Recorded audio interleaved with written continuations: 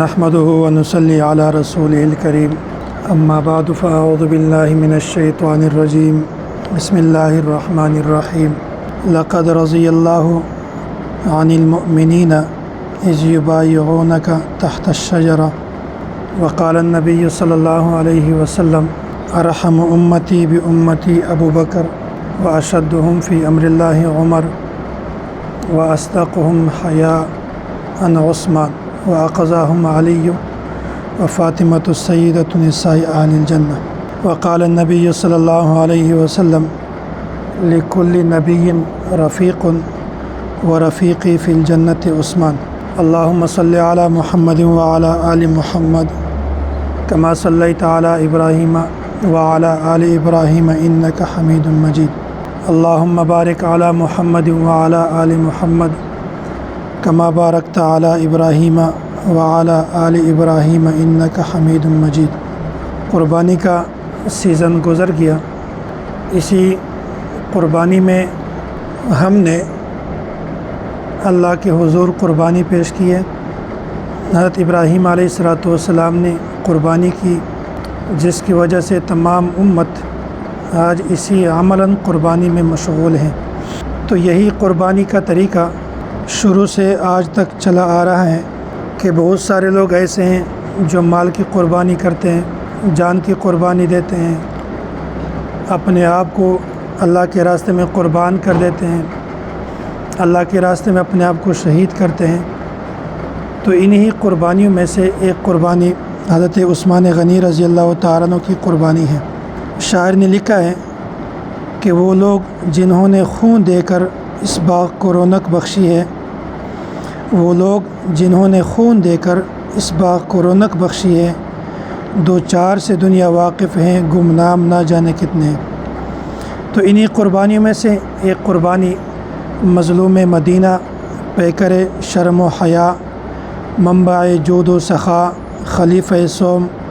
حضرت امیر المؤمنین حضرت عثمان غنی رضی اللہ تعالیٰ عنہ کی شہادت ہے۔ تو یہ قربانیوں میں سے ایک بہت بڑی قربانی ہے حضرت عثمان غنی رضی اللہ تعالیٰ عنہ کی شہادت۔ تو 18 ذی الحج یہ حضرت عثمان غنی رضی اللہ تعالیٰ عنہ کی یوم شہادت ہے۔ حضرت عثمان غنی رضی اللہ تعالیٰ عنہ کے والد کا نام عفان اس کے والد کا نام ہے، اور اس کی والدہ کا نام ہے اروا۔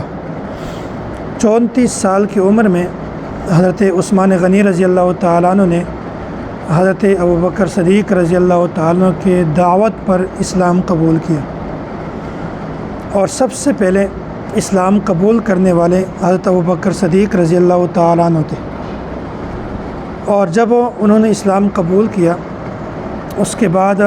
جتنے بھی اس کے دوست احباب تھے، جاننے والے تھے، تعلق والے تھے، ان سب کو اسلام کی دعوت دی، اور ان کے ساتھ اس بات پر مشورہ کیا، ان کو دعوت دی، ان کو بات سمجھائی ہے، یہاں تک کہ بہت ساروں نے انہوں نے یہی پیشکش قبول کر لی اور کہا کہ ہمیں اللہ کے حضور پیش کرو تاکہ ہم اسلام قبول کریں۔ انہی میں سے حضرت عثمان غنی رضی اللہ تعالیٰ عنہ بھی تھے۔ تو حضرت عثمان غنی رضی اللہ تعالیٰ عنہ کی ابتدا سے ہی یہی دل میں خواہش تھی کہ میں اسلام کو قبول کروں، لیکن جب حضرت ابوبکر صدیق رضی اللہ تعالیٰ عنہ نے اس کو اسلام کی دعوت دی، تو انہوں نے ایک مرتبہ خود ابوبکر صدیق رضی اللہ تعالیٰ عنہ کو فرمایا کہ چلتے ہیں اللہ کے نبی صلی اللہ علیہ وسلم کے پاس اور ان کے ہاتھ پر بیعت کرتے ہیں۔ یہی بات کہہ رہے تھے کہ اچانک اللہ کے نبی صلی اللہ علیہ وسلم خود تشریف لائیں۔ تو یہ ایسا معاملہ ہے جیسے کنواں پیاسے کے پاس آ جاتے ہیں۔ اصل میں تو پیاس بجھانے والے کی ضرورت ہوتی ہے، پیاسے کی ضرورت ہے کہ وہ کنویں کے پاس جائیں اور پیاس بجھائیں، لیکن یہاں پر جب انہوں نے خواہش کا اظہار کیا تو کنواں اللہ کے نبی صلی اللہ علیہ وسلم پیاسے کے پاس خود آئے، اور انہوں نے اس وقت حضرت عثمان غنی رضی اللہ تعالیٰ عنہ کو فرمایا، اے عثمان، تم جنت کو قبول کرو، مجھے اللہ تعالیٰ نے تمہارے اور تمام مخلوقات کے لیے ہدایت کا ذریعہ بنا کر بھیجے۔ تو یہی بات تھی کہ حضرت عثمان غنی رضی اللہ تعالیٰ عنہ یہی بات سنتے تھے، فوراً انہوں نے اسلام قبول کر دیا۔ اور حضرت عثمان غنی رضی اللہ تعالیٰ عنہ اسلام قبول کرنے کے بعد وہی صحابی ہیں جس کے ملکیت میں یا جس کے پاس اللہ کے نبی صلی اللہ علیہ وسلم کی 2 صاحبزادیاں یک کے بعد دیگر ان کے نکاح میں آ گئی تھی۔ اور حضرت عثمان غنی رضی اللہ تعالیٰ عنہ وہ صحابی ہیں کہ جن کا تذکرہ، جن کا شمار 10 مبشرہ میں ہوتے ہیں، ان کے خلفاء میں ان کا نام شمار کیا جاتا ہے۔ اور حضرت عثمان غنی رضی اللہ تعالیٰ عنہ وہ صحابی ہیں کہ جن کو اللہ کے نبی صلی اللہ علیہ وسلم نے بار بار جنت کی بشارت دی۔ تو حضرت عثمان غنی رضی اللہ تعالیٰ نے جب اسلام قبول کر دیا تو اسلام قبول کرنے کے بعد ان کے چچا کی طرف سے بہت زیادہ مسائل کا سامنا کرنا پڑا، ان کو تکلیفیں دی ہیں، ان کو دھمکیاں دی ہیں۔ تو حضرت عثمان غنی رضی اللہ تعالیٰ نے دھمکیوں کو، تکلیفوں کو، سزاؤں کو برداشت کیا اور کہا کہ میں اللہ کے دین کو، اسلام کو اور اللہ کے نبی صلی اللہ علیہ وسلم کی اسلام کے دامن کو کبھی بھی چھوڑنے والا نہیں ہوں۔ تو اسی طرح حضرت عثمان غنی رضی اللہ تعالیٰ نے اسلام قبول کیا اور ان کو 10 مبشرہ میں شمار کیا گیا اور کئی مرتبہ جنت کی بشارت دی گئی ہے۔ اور اسی کی نکاح میں اللہ کے نبی صلی اللہ علیہ وسلم کی 2 صاحبزادیاں تھیں، یک کے بعد دیگر ہے۔ اسی طرح حضرت عثمان غنی رضی اللہ تعالیٰ عنہ کو ذو النورین بھی کہا جاتا ہے۔ ذو النورین اس کا مطلب یہ ہے کہ اللہ کے نبی کی 2 بیٹیاں حضرت رقیہ اور حضرت ام کلثوم رضی اللہ تعالی عنہ، یہ دونوں حضرت عثمان غنی کے نکاح میں تھے۔ لیکن بعض ناواقف لوگ یہ ذو النورین سے یہ اعتراض کرتے ہیں کہ ذو النورین، یہ نورین تثنیہ ہے، یہ نور سے ہیں۔ اس کا مطلب یہ ہے کہ ان کی ایک اہلیہ بھی نور ہے، دوسری اہلیہ بھی نور ہے۔ تو اس کا مطلب یہ ہے کہ اللہ کے نبی خود نور ہیں تو لہٰذا اس کے اولاد بھی نور ہے۔ پہلی بات تو یہ ہے کہ نور جو ہوتے ہیں ان کے اولاد نہیں ہوتے، بشر کے اولاد ہوتے ہیں۔ دوسری بات یہ ہے کہ ان کو نور ذو النورین اس بنیاد پر نہیں کہتے ہیں کہ 2 نور ہیں جس طرح ان کا ایک اعتراض ہوتا ہے۔ تو نورین اس کا مطلب یہ ہے کہ اللہ کے نبی صلی اللہ علیہ وسلم کی 2 صاحبزادیاں حضرت عثمان غنی رضی اللہ تعالیٰ عنہ کی نکاح میں تھی۔ تو نور سے مراد وہ نور نہیں ہے جس کو بعض حضرات نور اور بشر سمجھتے ہیں، نہیں، بلکہ نور سے مراد، نورین سے مراد اللہ کے نبی صلی اللہ علیہ وسلم کی 2 صاحبزادیاں۔ تو جب حضرت عثمان غنی رضی اللہ تعالیٰ عنہ کی نکاح میں اللہ کے نبی صلی اللہ علیہ وسلم نے اپنی بیٹی حضرت رقیہ رضی اللہ تعالیٰ یہ نکاح میں دے دی ہیں، تو کچھ عرصہ بعد حضرت رقیہ رضی اللہ تعالیٰ عنہ کا انتقال ہوا، دنیا سے چلی گئی ہے۔ دنیا سے جانے کے بعد اللہ کے نبی صلی اللہ علیہ وسلم نے اپنی دوسری صاحبزادی کا حضرت ام کلثوم رضی اللہ تعالیٰ عنہ کا نکاح حضرت عثمان غنی رضی اللہ تعالیٰ عنہ کے ساتھ کر دیا۔ اور اس وقت اللہ کے نبی فرماتے ہیں کہ یہ جبرائیل امین ہے اور یہ جو کہہ رہے ہیں یہ اللہ کے حکم سے کہہ رہے ہیں۔ اللہ فرماتے ہیں کہ اے میرے نبی، آپ دوسری بیٹی بھی حضرت عثمان غنی رضی اللہ تعالیٰ عنہ کو دے دیں۔ تو یہ انہوں نے اپنی مرضی سے نہیں کیا دوسرا نکاح، بلکہ اللہ تعالیٰ کا حکم تھا کہ اس کی ایک اہلیہ فوت ہو گئی جو آپ کی بیٹی ہیں، لہٰذا آپ دوسری بیٹی اس کے نکاح میں دے دیں۔ جب دوسری بیٹی حضرت ام کلثوم رضی اللہ تعالیٰ عنہ کا انتقال ہوا تو حضرت عثمان غنی رضی اللہ تعالیٰ عنہ بہت زیادہ پریشان ہوئے۔ اور یہ ایک فطرتی واقعہ ہے کہ جب کسی کا اہلیہ نہ ہو یا فوت ہو جائے تو عموماً اس کی طبیعت مایوس ہو جاتی ہے، پریشان ہو جاتے ہیں، ہمیشہ غمگین رہتا ہے۔ تو اللہ کے نبی صلی اللہ علیہ وسلم نے فرمایا تھا، ایک روایت میں یہ بات موجود ہے کہ اے عثمان، اگر میری 40 بیٹیاں ہوتی تو میں یک کے بعد دیگر آپ کے نکاح میں دے دیتا۔ یعنی کہ اگر ایک بیٹی میری فوت ہو جاتی تو دوسرے کا نکاح آپ کے ساتھ کرا دیتا، دوسری فوت ہو جاتی تیسرے کا کرا دیتا، چوتھے کا کرا، اس طرح کہ اگر میری 40 بیٹیاں ہوتی تو میں یک کے بعد دیگر آپ کے نکاح میں دے دیتا۔ اور ایک روایت میں یہ بات ہے کہ اللہ کے نبی فرماتے ہیں کہ اے عثمان، اگر میری 100 بیٹیاں ہوتی تو میں پھر بھی یک کے بعد دیگر آپ کے نکاح میں دے دیتا۔ تو اس سے بڑا کمال کیا ہوتا ہے؟ تو حضرت عثمان غنی رضی اللہ تعالیٰ عنہ کے بارے میں بہت سارے مناقب ہیں، بہت سارے فضائل ہیں، یہاں تک کہ حضرت عثمان غنی رضی اللہ تعالیٰ عنہ انہوں نے 2 مرتبہ ہجرت کی ہے، 2 مرتبہ ہجرت کی ہے۔ ایک مرتبہ حضرت رقیہ رضی اللہ تعالیٰ عنہ کے ساتھ اللہ کے نبی صلی اللہ علیہ وسلم کے حکم پر حبشہ کی طرف ہجرت کی ہے، اور دوسری مرتبہ حضرت عثمان غنی رضی اللہ تعالیٰ نے ہجرت کیا ہے مدینہ کی طرف۔ تو یہ دونوں مرتبہ ہجرت جو کیا ہے یہ دین کی خاطر کی ہے اور اللہ کے نبی صلی اللہ علیہ وسلم کے حکم سے کیا ہے۔ اسی وجہ سے ان کو ذو الہجرتین بھی کہا جاتا ہے کہ 2 مرتبہ انہوں نے صرف اسلام اور دین کی خاطر ہجرت کی۔ اور اللہ کے نبی صلی اللہ علیہ وسلم یہ شرم و حیا کے پیکر تھے۔ شرم و حیا کے پیکر کیسے ہیں؟ اللہ کے نبی صلی اللہ علیہ وسلم کا فرمان ہے ارحم امتی و امتی ابو بکر و اشدہم فی امر اللہ عمر و اصدقہم حیاء عثمان و اقضاہم علی۔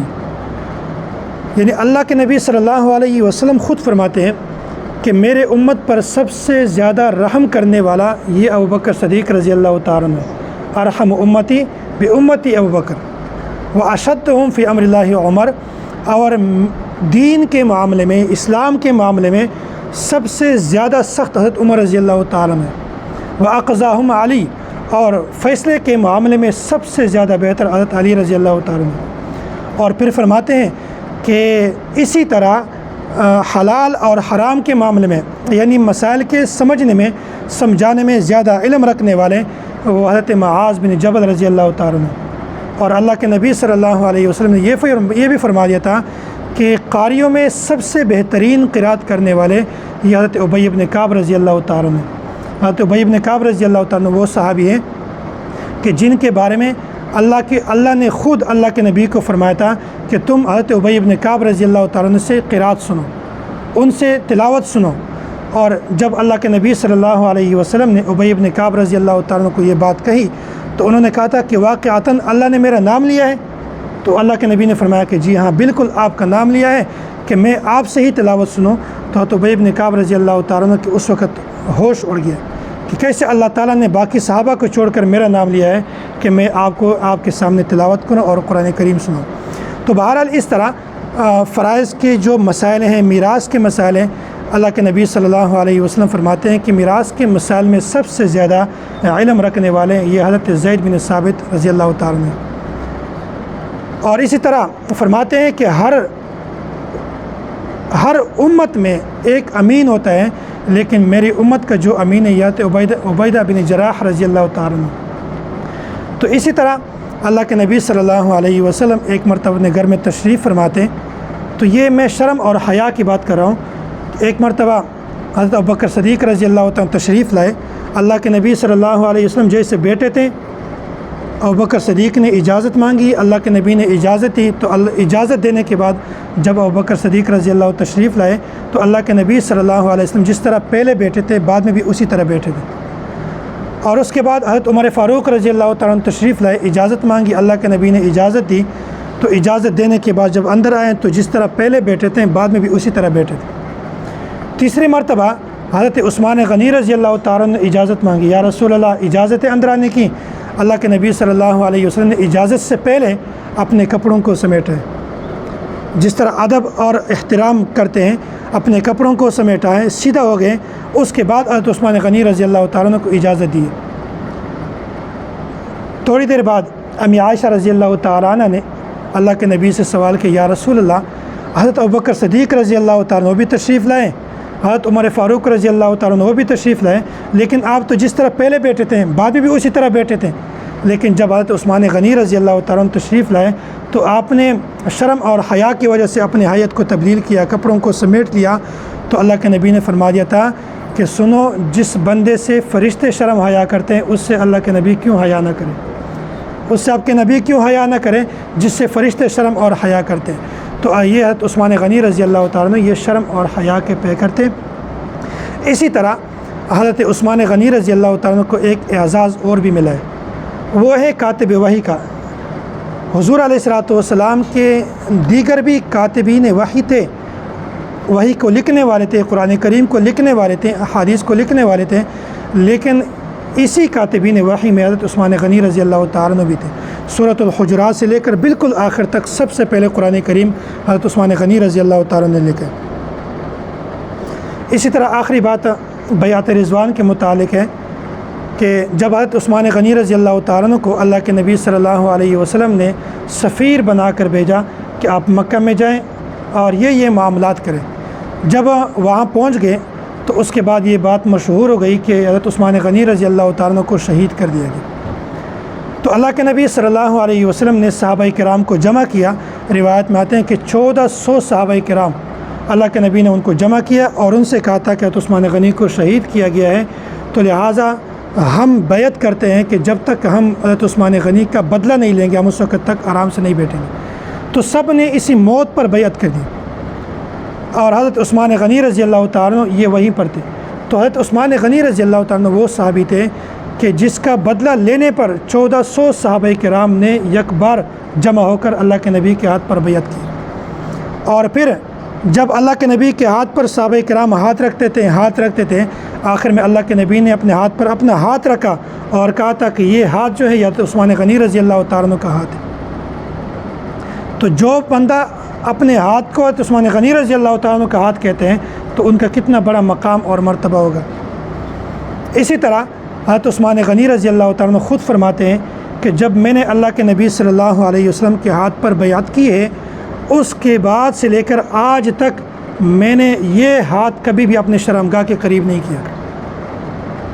میں نے یہ ہاتھ کبھی بھی اپنے شرمگاہ کے قریب نہیں کیا۔ تو اسی طرح عثمان غنی رضی اللہ تعالیٰ عنہ یہ جب وہاں پر مکہ مکرمہ میں گئے تو مشرکین اللہ کے نبی صلی اللہ علیہ وسلم صحابہ کرام یہ عمرے کی نیت سے جا رہے تھے۔